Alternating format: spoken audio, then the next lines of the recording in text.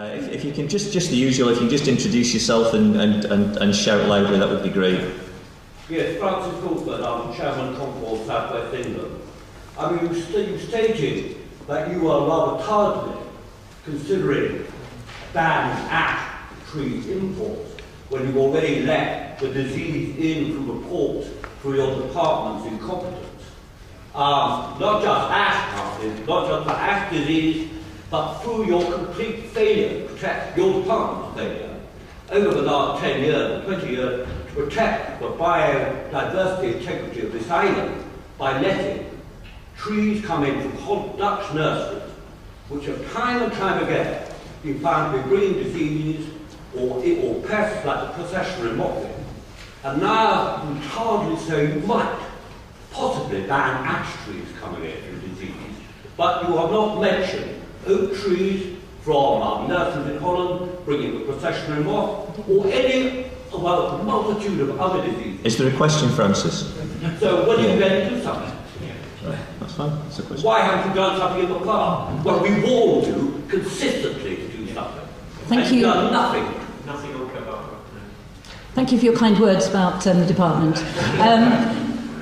Sorry, it is a very serious issue. I mean, I think what's interesting... Would you like me to respond? Yeah. I think what's interesting about the announcement the Forestry Commission made yesterday was that the presence of Callara at these sites in East Anglia, as I understand it, is not in new nursery plantings of ash stock. It's actually in established woodland. So I think there are questions about how diseases of this kind encroach. Clearly one route is going to be stock. And that's why we're proceeding with the ban, and as I said, we hope that will come in next week. As I understand it, again, there are other people from the Forestry Commission here who may want to elaborate on that and make sure you get a full answer to your question. This is a new organism which has only been identified, I think, in the last couple of years. And so actually the risk assessment that we've had to do has had to be done from scratch. I think the industry has responded, the Horticultural Trade Association has responded really responsibly in encouraging people to operate a voluntary ban, and we will need to continue. And I know that the Forestry Commission have diverted all their resources now onto looking at around 1,000 sites in this country to actually see what the extent of the disease is and whether actually it's worse than we already think. Okay, another question just along the road there. I think it would help you keep... Do you mind standing up just so everybody can hear you at the back? Thank you. Richard Bellamy, it is equivalent, home counties, it's a good region, Eric. You mentioned that you are consulting with others after the forestry panel. Who are the others? And while we're talking about the disease element, why are we still exporting seed to Germany, getting it covered in disease and re-importing it? How do you address that? I don't know the answer to your second question. I don't know if Richard or one of colleagues from the Forestry Commission does about the seed to Germany, so maybe at some point they can respond to that. In terms of who we're consulting, in essence we're consulting anybody with a legitimate interest who actually wasn't involved in the panel's report. So there were representatives in a personal capacity who came together and put the panel's report together. They talked to a lot of people, but nonetheless there are clearly, as we saw at the launch event for the panel's report, a lot of people who've got views on that and want to make sure that they've got the opportunity to feed them in. So I think we've got around 45 organisations who are coming along to the stakeholder forum next week. And as I've said, we're encouraging anybody else who wants to make their views known, whether that's through social media or through postcards to the Secretary of State or by coming and talking to us to do that.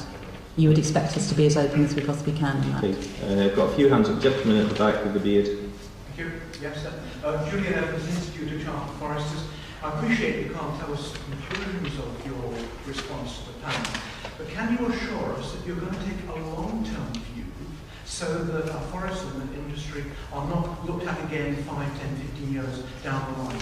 But I think one of the key issues that the panel rightly drew attention to is that the rotation length of our trees and the whole forestry environment can't cope with frequent policy change. So it would be interesting if you can give us a steer to reflect that, yes, you are going to be taking a long-term view. Yes, no, I think that's absolutely right. That was clearly the message from the panel. There are some short-term actions that need to be taken now, but very much within the context of where you are trying to get to over the longer term. I can't commit ministers in 10 years' time not wanting to take a fresh look at it, but that's certainly where we as ministers are starting from now, very much. Okay, John Clegg. John Clegg and Company. In the interest of sensible asset management, will the Forestry Commission be able to sell and buy properties so as to adjust their land holdings to meet the challenges of the future? That's Forestry Commission England. Do you mean the public forest estate? Yes. Yeah. Well, I mean, we've got the recommendation of the panel, which did imply that actually there should be some flexibility around the margins so that there can be sensible management of land. So that's clearly a recommendation that we'll take very seriously. Question at the front here. Thank you. John White from the Timber Trade Federation. I think where to look. You can look that way and I'll try and hear you. Firstly, I've heard a couple of times the statement that somehow imports are dwarfing domestic production. And I wouldn't want any policy to be based on that, because that's a misunderstanding. It's not true. I was only looking at the softwood consumption figures yesterday, and 42% is now from homegrown trees. So I think you need to be careful about that. Fine, thank you. The second thing is, can you envisage in the marketing that you spoke of support from government for wood first wood, which was one of the panel's recommendations as well? Well, I think that's one of the things we're looking at.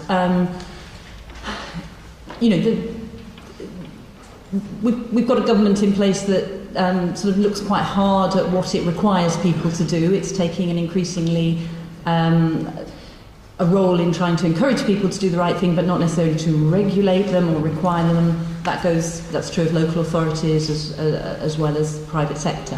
But that's clearly there, and I think we want to look at what encouragement we can give through whatever means. Okay, question here, please. Christopher Marriage, small woodland owner.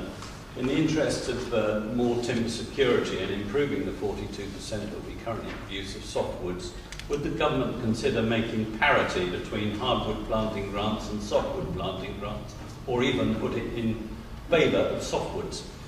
I'm prepared to take that away and think about it. I don't have the answer to that today. Question over here, yeah. Morning, Justin Mumford, Chair of EWTP.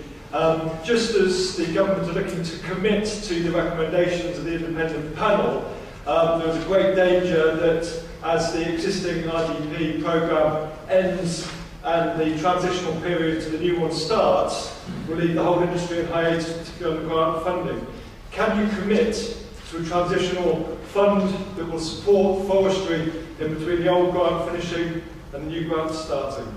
If I wasn't here today, I'd be chairing the board that oversees and is charged with designing the new, the old and the new rural development programme, including how we manage any transition. I can't commit to anything today, but I can assure you that we are very focused on the fact that there is quite likely to be a gap, and we'll need to look quite hard at what we can do during that period. The forestry sector isn't the only one who's raising this issue with us. We've got a large number of organisations who are saying, well, how will we carry on maintaining the momentum in achieving targets, whether they're forestry or agri-environment, biodiversity targets. So we ministers are really focused on that. There may be limits to what we can do. We're talking to the European Commission about what kind of cover might be possible in the meantime. So I haven't got a certain answer, but it's something I'm very focused on. As I say, I'd actually be looking at it this morning if I wasn't here. Okay, I'll just take this is the last question for now, and then anyone else with more questions maybe coming out of the next three speakers' presentations can still ask them to say afterwards. So last question here for now, thank you. Yeah, Sophie Churchill and the Forest Company. In relation to Justin's question, you mentioned management, and we all in this room would just reinforce that. It's an incredible asset in the country that needs good management. Could we have reassurance that whatever the outcomes of RDP, whatever happens with grants and with management grants, that there will be a commitment to make sure that as much as possible there is an English, a DEFRA commitment to management resource, regardless of what happens with RDPE. And I would just like to link it very much to the industry, to training, to the next generation of foresters, contractors, younger people. In the National Forest, we really want to make sure that we've got a new generation of people who are skilled. Where will we be in 40 years' time if we have a big drop-off in management activity? No, I completely understand the importance of that, absolutely focused on it. I cannot commit anything about any proportion of any programme at the moment. We'll need to, I can't cherry pick at this point and say definitely that bit that we're going to be doing, I'm afraid.